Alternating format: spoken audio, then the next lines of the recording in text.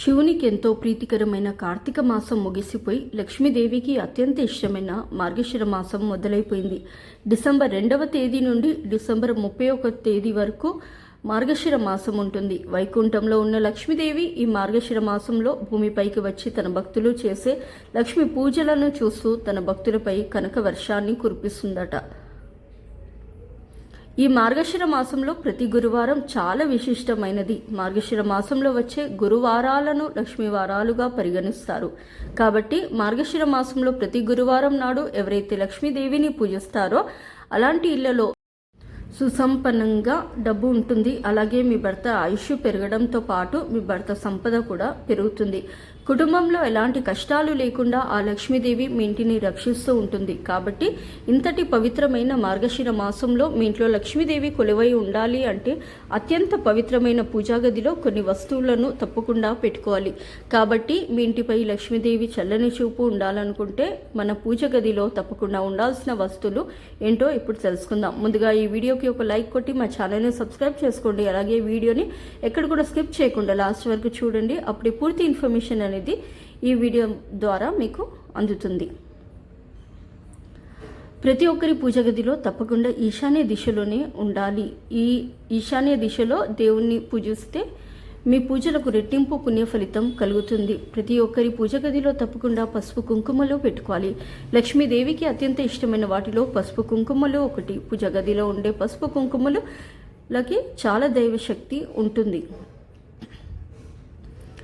కాబట్టి ఈ మార్గశిర మాసంలో నెల రోజుల పాటు స్త్రీలు ఉదయం స్నానం చేసిన తర్వాత పూజ గదిలో ఉన్న పసుపు కుంకుమలు తీసి మీ మంగళసూత్రానికి పెట్టుకోండి. ఈ మార్గశిర మాసంలో ఎవరైతే ఇలా చేస్తారో అలాంటి స్త్రీలకు నిండు సౌభాగ్యం లభించడంతో పాటు లక్ష్మీదేవి అనుగ్రహంతో భర్త ఆదాయం విపరీతంగా పెరుగుతుంది. లక్ష్మీదేవి భర్త విష్ణుదేవుడు ఎక్కడ ఉంటే అక్కడ లక్ష్మీదేవి తిష్ట వేసుకొని కూర్చుంటుంది. కాబట్టి ఈ మార్గశిర మాసంలో ఒక తాబేలు విగ్రహాన్ని మీ ఇంటికి తెచ్చుకొని పూజ గదిలో పెట్టుకోండి.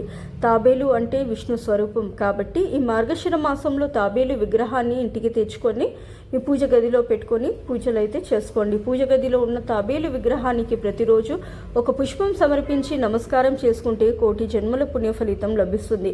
మీ మనసులో ఉన్న కోరికలు ఏమైనా సరే అవి త్వరగా నెరవేరాలంటే ఒక తెల్లని పేపర్ పైన మీ మనసులో ఉన్న కోరికలను రాసి తాబేలు విగ్రహం దగ్గర పెట్టండి. విష్ణుదేవుని ఆశీర్వాదంతో మీ కోరికలు త్వరగా నెరవేరుతాయి. అన్నిటికన్నా ముఖ్యంగా మీ పూజ గదిలో ఖచ్చితంగా ఉండాల్సిన ముఖ్యమైన వస్తువు నెమలికను పూజ గదిలో పెట్టుకుంటే మీ ఇంటి సంపద విపరీతంగా పెరిగిపోతుంది. ఇంట్లో పూజ చేసిన తర్వాత నెమలి పింఛంతో లక్ష్మీదేవికి గాలి విసిరండి. నెమలి పింఛంతో లక్ష్మీదేవికి ఇలా సేవ చేస్తే మీ ఇంట్లో ఎలాంటి ఆర్థిక సమస్యలు ఉండవు. చేపట్టిన పనులన్నీ ఆటంకాలు లేకుండా పూర్తవుతాయి. కాబట్టి ఈ మార్గశిర మాసంలో మీ పూజ గదిలో నెమలి పింఛాలని తప్పకుండా పెట్టుకోండి. అలాగే మీ బీరువాలో డబ్బు దాచుకున్న ప్రదేశంలో 3 నెమలికలను పెట్టుకోండి. లక్ష్మీదేవి అనుగ్రహంతో లక్ష్మీ కటాక్షం లభిస్తుంది. దీంతో మీ ఇంట్లో ఎప్పుడు డబ్బు కొరత అనేది ఉండదు. ఇంట్లో నెమలి పింఛం ఉంటే ఇంట్లో ఉండే వాస్తు దోషాలన్నీ తొలగిపోతాయి. అన్ని దీపాల కంటే పిండి దీపం చాలా మహిమ గల దీపం. లక్ష్మీదేవి అనుగ్రహాన్ని సులభంగా పొందాలనుకునే వారు ఈ మార్గశిర మాసంలో లక్ష్మీదేవిని పూజించేటప్పుడు పిండి ప్రమిదలో ఆవు నెయ్యి పోసి 5 వత్తులతో లక్ష్మీదేవికి దీపారాధన చేయండి. లక్ష్మీదేవి త్వరగా ప్రసన్నం అవుతుంది. అలాగే ప్రతి ఒక్కరి పూజ గదిలో ఖచ్చితంగా అక్షింతలు ఉండాలి.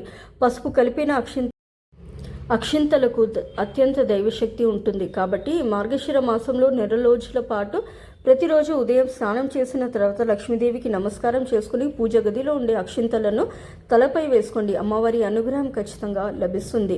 తులసి మొక్కలో లక్ష్మీదేవి కొలువై ఉంటుంది. కాబట్టి మార్గశిర మాసంలో ఎవరైతే తులసి మొక్కను పూజిస్తారో అలాంటి ఇళ్లలోకి డబ్బు వరదలా వస్తుంది. సుఖవంతమైన జీవితం లభిస్తుంది. కాబట్టి లక్ష్మీదేవికి ప్రీతికరమైన మార్గశిర మాసంలో తులసిని ఎక్కువగా పూజించండి. మీ జీవితంలో ఉన్న కష్టాలన్నీ తొలగిపోతాయి.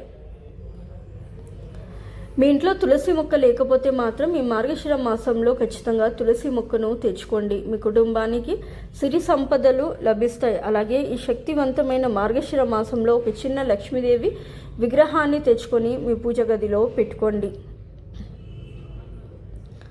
ఈ మార్గశిర మాసంలో వచ్చే ప్రతి గురువారం చాలా పవిత్రమైనది కాబట్టి ప్రతి గురువారం రోజున లక్ష్మీదేవి విగ్రహానికి పాలతో అభిషేకం చేసి లక్ష్మీదేవిని పూజిస్తే ఎన్ని కష్టాలున్నా సరే ఈ సమస్యలన్నీ వెంటనే తీరిపోతాయి.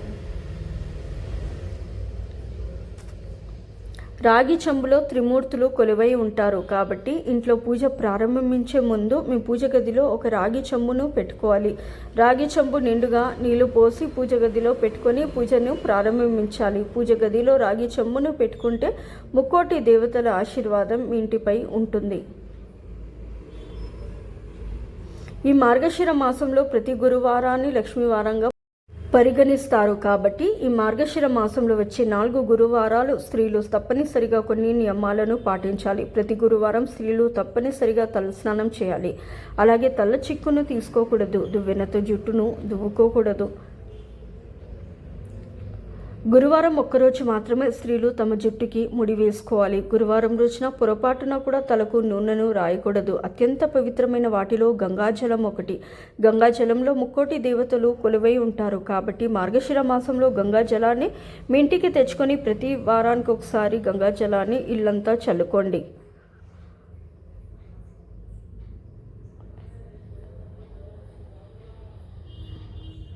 ఇంట్లో ఉన్న దరిద్ర దేవత బయటకు వెళ్ళిపోయి ఇంట్లోకి లక్ష్మీదేవి అడుగు పెడుతుంది. లక్ష్మీదేవికి కొబ్బరికాయ అంటే చాలా ఇష్టం.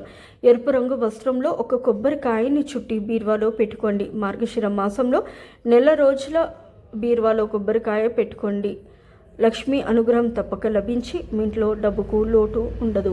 ఈ వీడియో కనుక మీకు నచ్చినట్లయితే ప్లీజ్ లైక్ చేసి మీ ఫ్రెండ్స్కి షేర్ చేయండి. అలాగే మా కొత్త వీడియోస్ మీకు వెంటనే చేరాలంటే మా ఛానల్ని సబ్స్క్రైబ్ చేసుకొని పక్కనే ఉన్నటువంటి బెల్ ఐకాన్ని ప్రెస్ చేయండి. ధన్యవాదములు. సో ఇదండి ఇవాళ వీడియో.